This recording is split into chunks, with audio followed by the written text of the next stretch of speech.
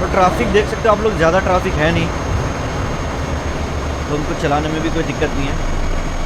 हम लोग आराम से 50-60 की स्पीड पे जा रहे हैं फ़िलहाल, और इतना इनफ एक ट्रक के लिए, क्योंकि एक ट्रक ज़्यादा स्पीड में हम लोग दौड़ा नहीं सकते।